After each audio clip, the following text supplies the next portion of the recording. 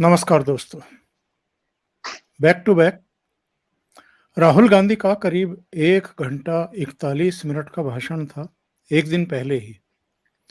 और प्रधानमंत्री नरेंद्र मोदी का करीब-करीब सवा 2 घंटे का भाषण था। और दोनों के बीच में जो बेसिक अंतर लोगों ने नोट किया, राहुल गांधी का जो भाषण था, उसमें झूठों की भरमार थी, अराजकता थी, जो संसदीय परंपराएं हैं, उनका उल्लंघन था। परिपक्वता जो किसी 20 साल तक सांसद रह चुके व्यक्ति में होनी चाहिए, वो भी नदारद थी। प्रधानमंत्री का भी अपमान कर रहे थे, उनकी सरकार पर भी सवाल खड़े कर रहे थे। स्पीकर के बारे में भी बहुत उल्टी-सीधी बातें उन्होंने कही। यहाँ तक कह दिया कि जब आसन तक हम लोग लेकर के गए तो आपने प्रधानमंत्री नरेंद्र मोदी से तो झुक कर के बात की, अभिवादन स्वीकार किया, और जब मुझसे आपने हाथ मिलाया तो आप सीधे तनकर खड़े हुए थे। यहाँ तक की बातें हुई। मैं आपको अंतर बता रहा हूँ राहुल गांधी और नरेंद्र मोदी के कुल व्यवहार में भी, वक्तव्य में भी। जो उन्होंने बातें कही, उनके पक्ष में कोई दस्तावेज पेश नहीं किया। जब उनसे दस्तावेज मांगे गए कि जो आप कह रहे हैं उसको सत्यापित करिए, प्रमाणित करिए, तो ये कहकर के पतली गली से निकलने की कोशिश की कि हम प्रमाणित कर देंगे, हम सत्यापित कर देंगे, हम डॉक्यूमेंट पेश कर देंगे। नरेंद्र मोदी जो भी कुछ बोल रहे थे, ऑथेंटिक तरीके से बोल रहे थे, और किसी को भी उनको चैलेंज करने की जरूरत नहीं पड़ी। दूसरी बात, राहुल गांधी बोल रहे थे तो सत्ता पक्ष से टोका-टाकी जरूर हुई जब वो गलत बयानी कर रहे थे। खुद प्रधानमंत्री 2 बार खड़े हुए, अमित शाह को 2-3 बार खड़ा होना पड़ा, राजनाथ सिंह साहब खड़े हुए। इसके अलावा भी कृषि मंत्री भी खड़े हुए।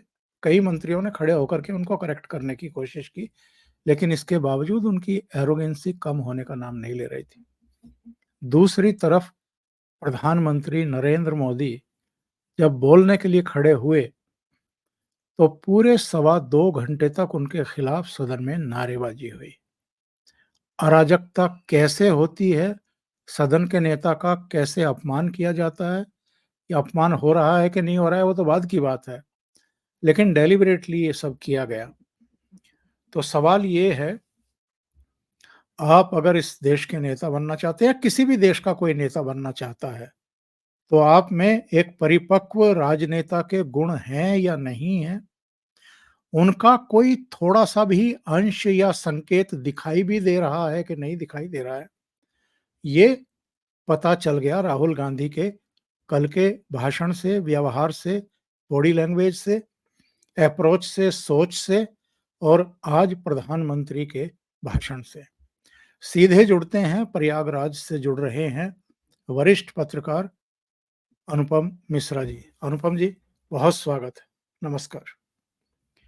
अनुपम जी, सबसे पहले मैं एक प्रधानमंत्री नरेंद्र मोदी का विजुअल दर्शकों को दिखाना चाहता हूं। आपने तो देख लिया होगा। जब ये लगातार नारेबाजी कर रहे थे और वेल में आकर के कर रहे थे, प्रधानमंत्री जहां बोल रहे थे उसके ठीक आगे की तरफ खड़े हुए थे, और प्रधानमंत्री ने अपना भाषण बीच में रोका, पानी का गिलास उठाया, और जो नारेबाजी कर रहे थे उनमें से एक का कंधा थपथपा करके उसको पानी दिया, पानी ऑफर किया कि आपका गला दुख गया होगा नारेबाजी करते हुए, बहुत लंबे समय से आप नारेबाजी कर रहे हैं, थोड़ा पानी पी लीजिए। ये मैं विजुअल दिखाता हूँ अपने दर्शकों को, और फिर आपके पास आता हूँ।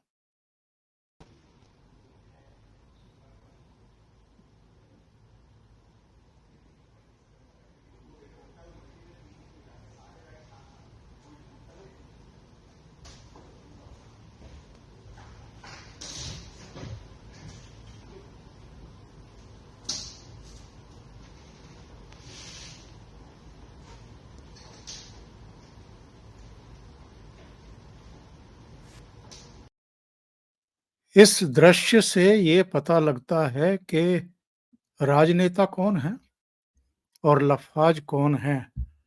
क्या कहेंगे अनुपम जी?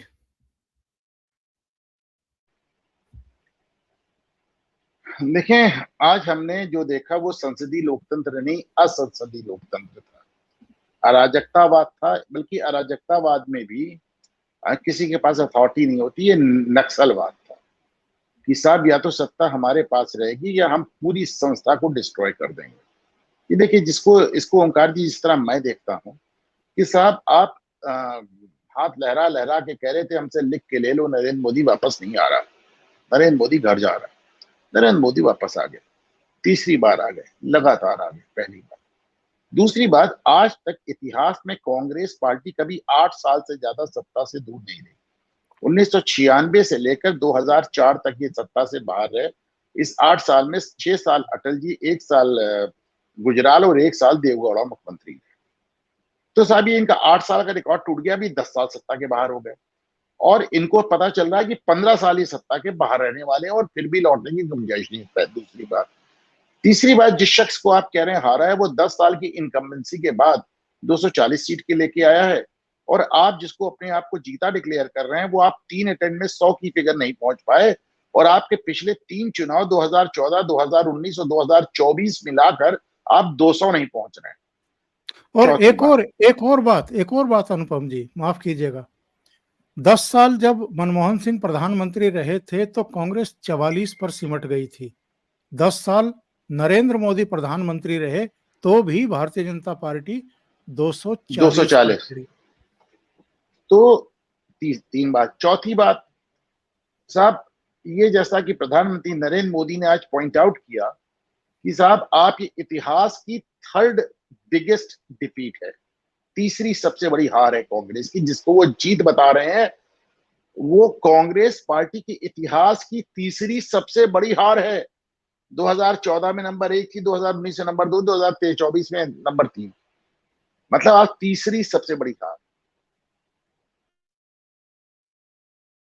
तो अब इनको इस बात का पूरा भरोसा था कि साहब इस बार तो हम सत्ता में आ जाएंगे, इस बार भी नहीं आए।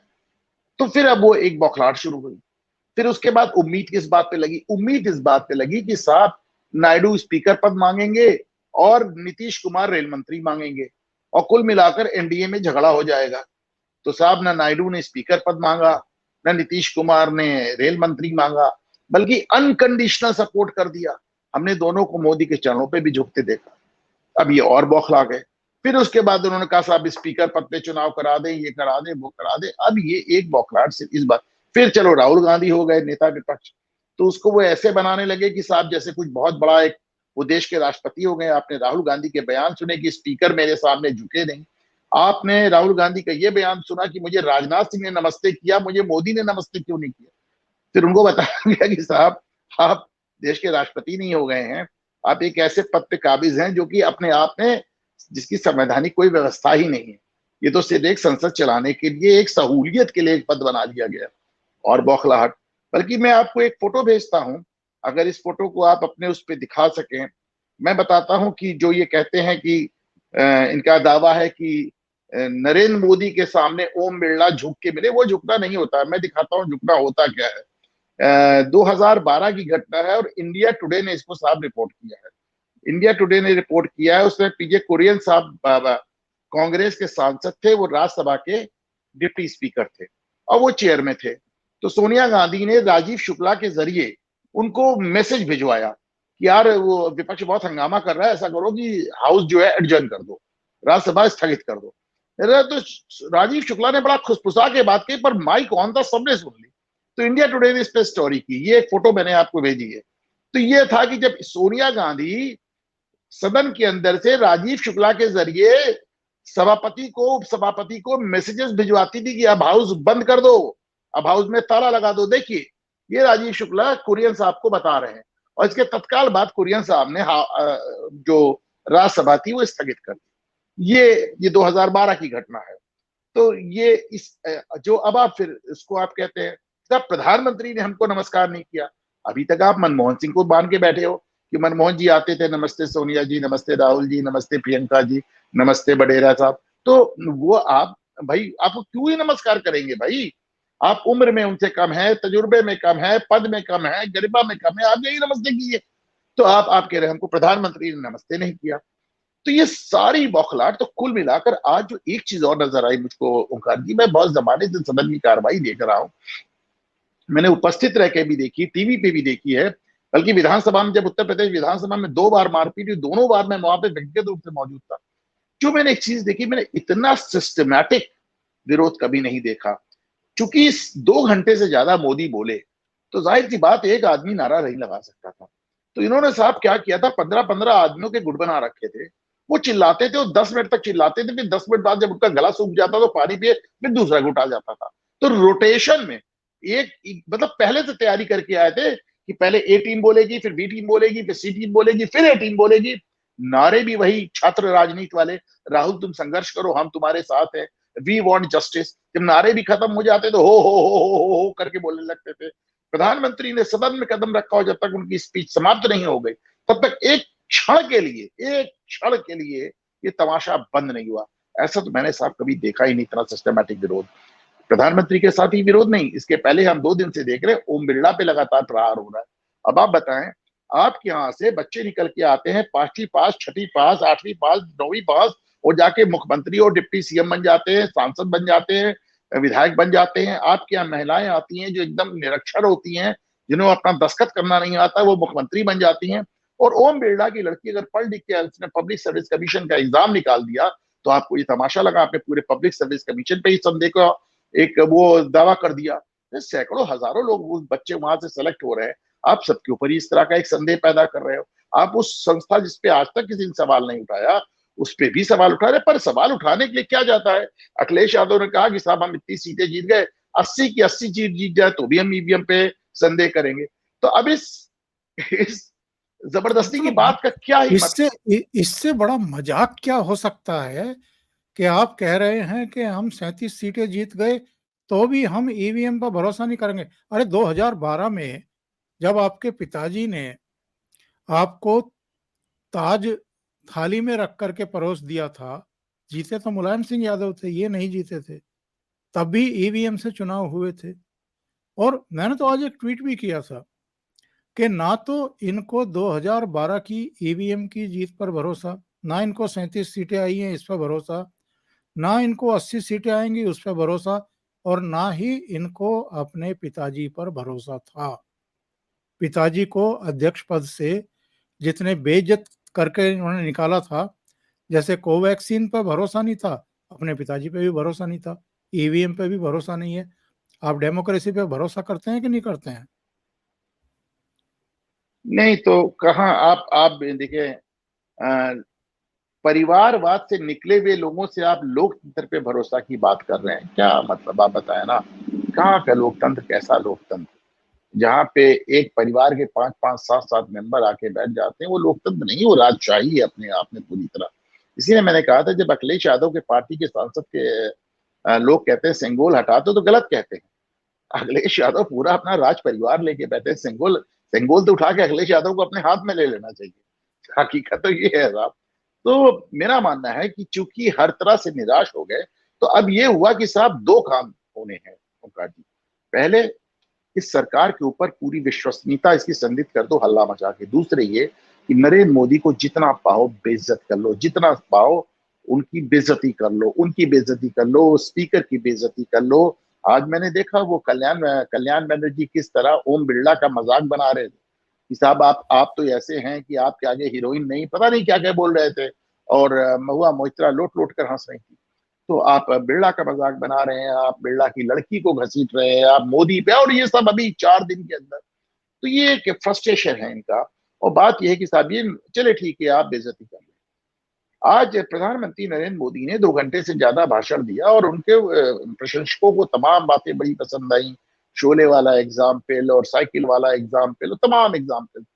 पर बहुत ईमानदारी से कहूँ ओंकार जी, तो मुझे इन सब बातों में बहुत ज्यादा अब इंटरेस्ट नहीं रह गया है। मोदी हमेशा कटाक्ष करते रहे, रैलियों में भी करते रहे, संसद में भी करते रहे, इंटरव्यू में भी करते रहे, कोई नई बात नहीं है। जो बात मैं नरेंद्र मोदी की जिसकी गांड बांध के है, जो मैं कहता हूं मेरा टेक अवे है इस प्रोग्राम से, वो ये बात है वो उन्होंने चुनाव के दौरान भी एक टीवी चैनल को इंटरव्यू देते समय कहा था, इंडिया टीवी को, शायद इंडिया टुडे को, उन्होंने कहा था और आज भी उन्होंने कहा कि जो इकोसिस्टम है इसको मैं तोड़ दूंगा, इसको मैं ध्वस्त कर दूंगा। ये एक जी, बहुत बड़ी जी। बात है, क्योंकि 10 साल बाद, अगर 10 साल इकोसिस्टम को आपकी बता देना चाहता हूं, उसकी हर साजिश का जवाब सुन लेते हैं क्या कहा। मैं आज इकोसिस्टम को बता देना चाहता हूं, उसकी हर साजिश का जवाब अब उसी की भाषा में मिलेगा।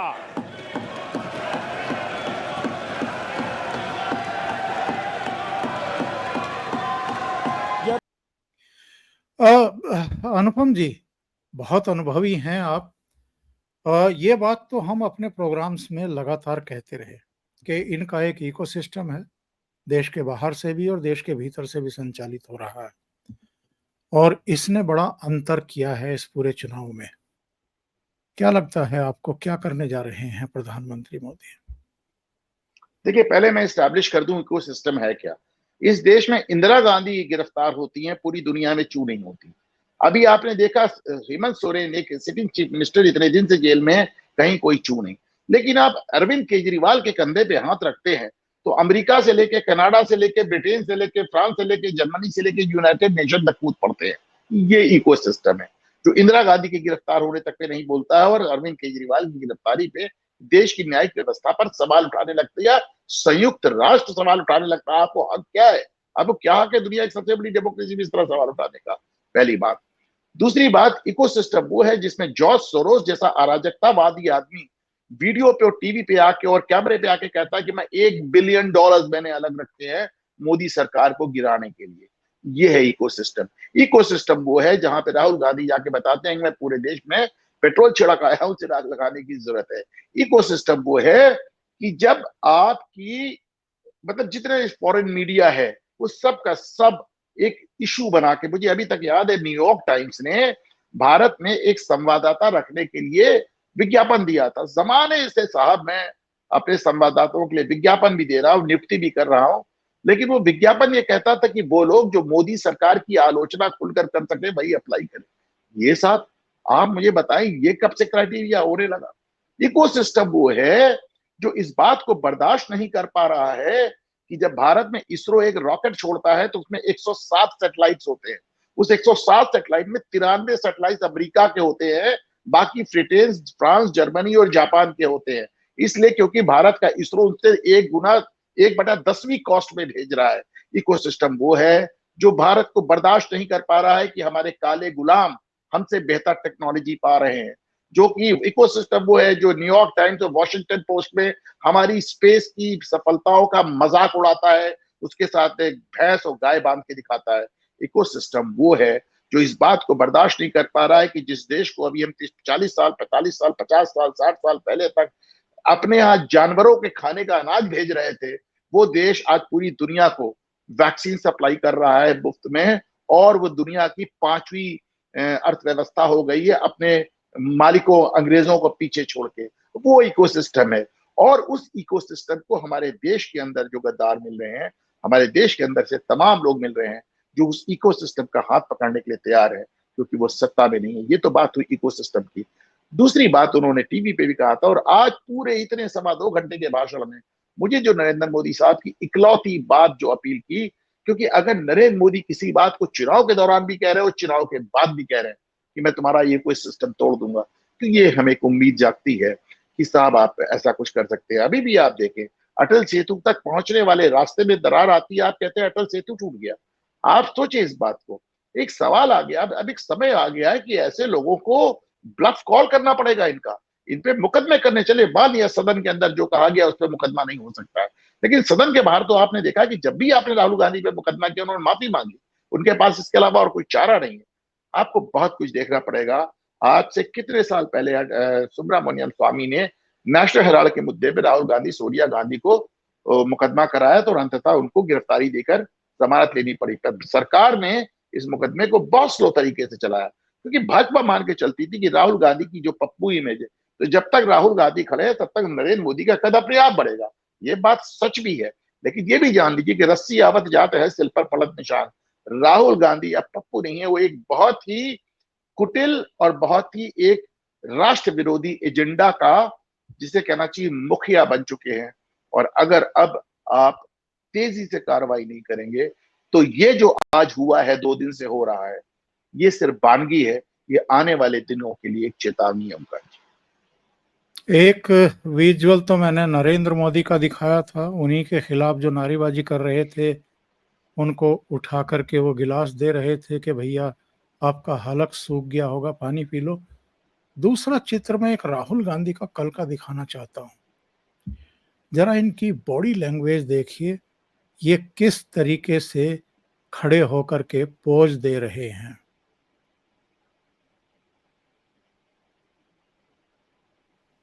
और इस एक चित्र में इनका अहंकार, इनकी ईगो और दूसरों को कुछ ना समझना, वो सारा कुछ इनके चेहरे पर दिखाई दे रहा है। ऐसा व्यक्ति जो केवल 99 सीट लेकर के आया है, उसमें से भी एक कम हो गई है, वो इस कदर एरोगेंसी से भरा हुआ है कि प्राइम मिनिस्टर को भी बेइज्जत करता है, देवी देवताओं के चित्रों को ताश के पत्तों की तरह फेंटता है। जिन तस्वीरों को हम बहुत श्रद्धा के साथ, आदर और सम्मान के साथ अपने घर के किसी एक हिस्से में रखते हैं, उन पर दिया जलाते हैं, उन पर माल्यार्पण करते हैं, उनके सामने हाथ जोड़ते हैं, ये देवी देवताओं के और अलग-अलग धर्मों के आस्था जो पुरुष हैं, महापुरुष हैं, उनके चित्रों को मेज पर ऐसे डाल रहा था और ऐसे उठा रहा था कि देखकर ही गुस्सा आ रहा था। ऐसे व्यक्ति में इस कदर अहंकार और बेसिर पैर की बातें अग्निवीर के बारे में, 3 कृषि कानूनों के बारे में, तमाम मुद्दों पर झूठ, तो क्यों नहीं सदन के भीतर ही सदन के जो तय नियम हैं, जो विशेषाधिकार हैं, उन सब का पालन करते हुए इनको सबक सिखाया जाता। अनुपम जी,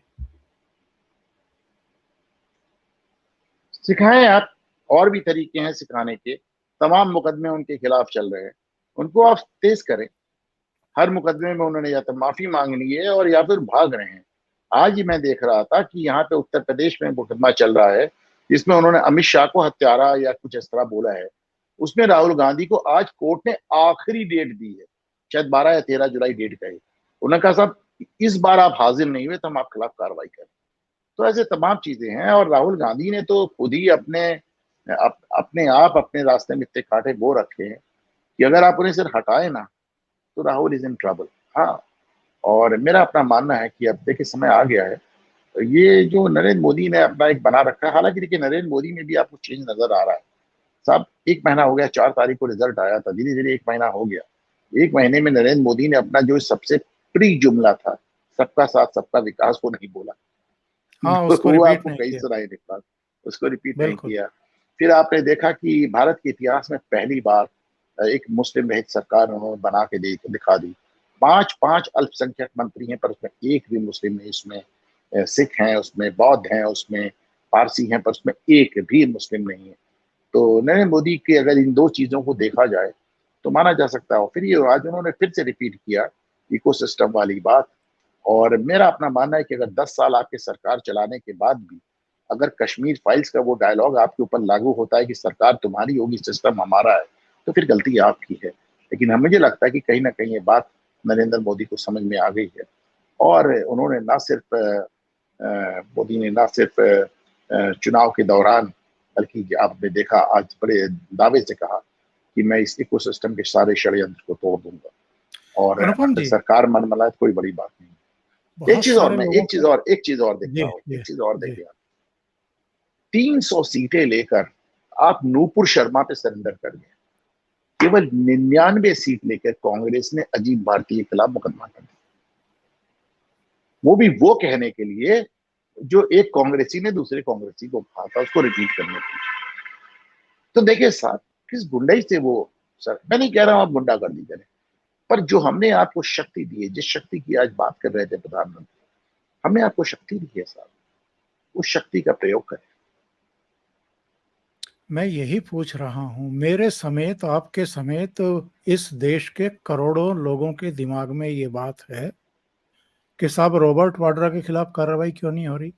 माँ बेटा के खिलाफ कार्रवाई क्यों नहीं हो रही? सदन में तो आज भी प्रधानमंत्री ने कहा है। अखिलेश यादव के खिलाफ कार्रवाई क्यों और नहीं हो रही, उसकी जिनके खिलाफ आते ही इकोसिस्टम आपने रिवर्स मुकदमा दर्ज कराया। दिन रात बिजली जला करके हिंदुस्तान के नागरिकों के मन में ये प्रस्थापित करने की कोशिश कर रहे हैं कि उन्होंने हमें हरा दिया है। आदरणीय सभापति जी, ऐसा क्यों हो रहा है? मैं जरा अपने सामान्य जीवन के अनुभव से बताता हूं। कोई छोटा बच्चा साइकिल लेके निकला है और अगर वो बच्चा गिर जाता है, साइकिल से लुढ़क जाता है, रोने लगता है, तो कोई बड़ा व्यक्ति आकर के उसके पास पहुंच जाता है और उसको कहता है, देखो चींटी मर गई, देखो चिड़िया उड़ गई, अरे देखो तुम तो बहुत बढ़िया साइकिल चलाते हो, अरे तुम तो गिरे नहीं हो। ऐसा करके उसका जरा मन ठीक करने के लिए प्रयास करते हैं, उसका ध्यान भटका करके उस बच्चे का मन बहला देते हैं। तो आजकल बच्चे का मन बहलाने का काम चल रहा है। ये तो खैर उन्होंने एक तंज कसा था राहुल गांधी पर। मैं जो वीडियो प्ले करना चाहता था संभवतः वो ये है। कि ये हजारों करोड़ रुपए उसकी हेराफेरी के मामले में जमानत पर बाहर है।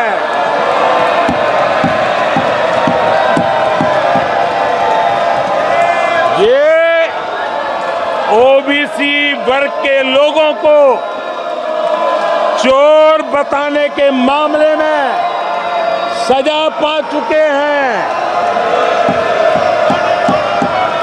इनको देश की सर्वोच्च अदालत पर गैर जिम्मेदाराना बयान देने के बाद माफी मांगनी पड़ी है। इन पर महान स्वातंत्र सेनानी वीर सावरकर जैसे महान व्यक्तित्व का अपमान करने का मुकदमा है। इन पर देश की सबसे बड़ी पार्टी के अध्यक्ष को हत्यारा कहने का मुकदमा चल रहा है। इन पर अनेक नेताओं, अधिकारियों, संस्थानों पर झूठ बोलने के गंभीर आरोप है और वो केस चल रहे हैं। आदरणीय सभापति जी, बालक बुद्धि में ना बोलने का ठिकाना होता है और न ही बालक बुद्धि में व्यवहार का कोई ठिकाना होता है। अनुपम जी, आपको नहीं लगता है कि इनको एक तरीके से बालक बुद्धि बता करके इनके अपराध को या डेलिबरेटली जो ये लोगों का अपमान करते हैं उसको प्रधानमंत्री भी कमतर आंक रहे हैं? इनको बालक बुद्धि ना बता करके मेरा बिल्कुल ये कहना है कि अब उनको पप्पू उप्पू कहना बंद करें। वो कहीं से पप्पू उप्पू नहीं है। मैंने पहले भी कहा कि वो एक लगातार एक देश को तोड़ने का एक बहुत बड़े षड्यंत्र के अग्रणी बन चुके हैं। एक अंग्रेजी में कहावत है ओमकार जी कि वी विल रूल इट और रूइन इट, यानी हम या तो राज करेंगे या बर्बाद कर देंगे। तो राहुल गांधी की अब कुछ ऐसी ही राजनीति नजर आ रही है। लेकिन एक बात देखें, इस बार चुनाव के दौरान भी उन्होंने नेशनल हेराल्ड केस का जिक्र किया था और अब फिर कर रहे हैं। इसके पहले वो नेशनल हेराल्ड केस का जिक्र नहीं करते थे। हकीकत हो गई, इतना लंबा समय हो गया सुब्रमण्यम स्वामी को मुकदमा लिखा है, सरकार इसमें कोई इंटरेस्ट ही नहीं ले रही। अरे साहब, इसमें इंटरेस्ट लीजिए। आपको आपने समाजवादी पार्टी के खिलाफ जो मुकदमे लगाए थे उसमें आपने इंटरेस्ट नहीं लिया। और तो और देखिए ओंकार जी, कांग्रेस पार्टी ने अखिलेश यादव और उनके परिवार पे जो आय से अधिक मामला दर्ज किया था, उसको भारतीय जनता पार्टी ने सीबीआई के जरिए सुप्रीम कोर्ट में हलफनामा देकर मुकदमा वापस ले लिया। मतलब ऐसा आपको मिलेगा नहीं। आपने अखिलेश यादव को क्लीन चिट देने के लिए, और किस मामले में क्लीन चिट दी? जो मुकदमा कांग्रेस ने दर्ज कराया था, जो मुकदमा सुब्रमण्यम स्वामी ने दर्ज कराया था राहुल गांधी के खिलाफ, उसमें भी आप उनको कोई उनके खिलाफ कार्रवाई नहीं करना। तो साहब आपने भी तो हद कर दी थी ना, आपने भी तो हद कर दी थी ना। ये वही लोग हैं जिन्होंने जो आपको हर हफ्ते गुजरात से सीबीआई हेडक्वार्टर घसीट के लाते थे। ये वही लोग हैं जिन्होंने अमित शाह को जेल भेज दिया था। ये वही लोग हैं तीस्ता सीतारमण वाले जिनके लिए सुप्रीम कोर्ट ने कहा है कि जमाने तक आपके खिलाफ साजिश। तो भाई ऐसे नहीं चलेगा। मेरा अपना मानना है और मैं इसको लगातार कह रहा हूं, आज हर प्रोग्राम पे कह रहा हूं कि नरेंद्र मोदी किस मिट्टी के मिले हैं बने हैं मुझे नहीं मालूम, लेकिन उनके समर्थकों का, उनके वोटरों का, उनको चाहने वालों का धैर्य खत्म हो रहा है। ओंकार जी, अभी आपने एक चित्र भेजा था मुझे जो मैंने दर्शकों को दिखाया था। राजीव शुक्ला कुरियन साहब के कान में कुछ कह रहे हैं। अभी आपने जिक्र किया कि साहब समाजवादी पार्टी पर जो केस था उसमें सीबीआई के जरिए एफआईआर लगवा दी गई सरकार ने। कहीं इसकी वजह ये चित्र तो नहीं है?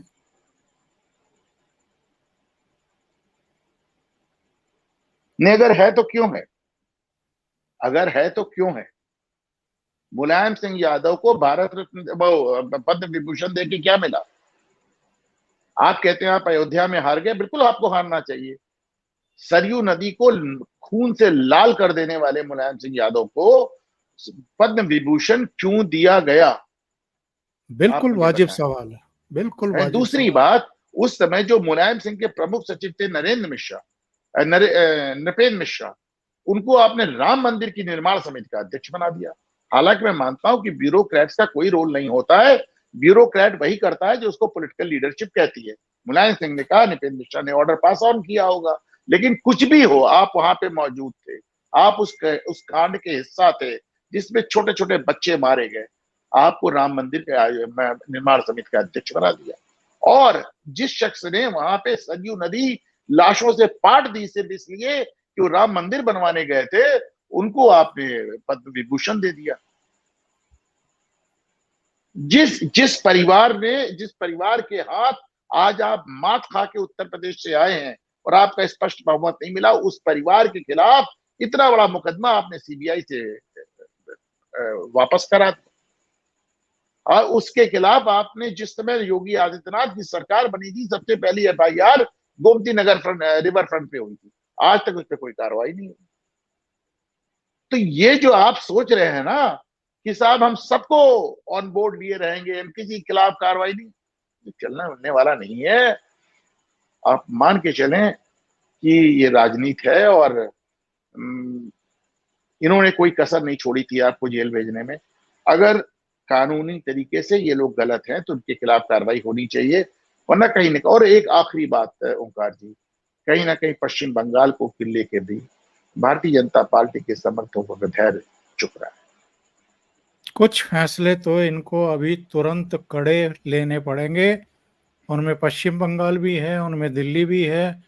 कुछ बड़े और संदेश तो साहब देने पड़ेंगे। ताना शाह तो आपको ऐसे ही कह रहे हैं, गालियां तो आपको ऐसे ही दे रहे हैं।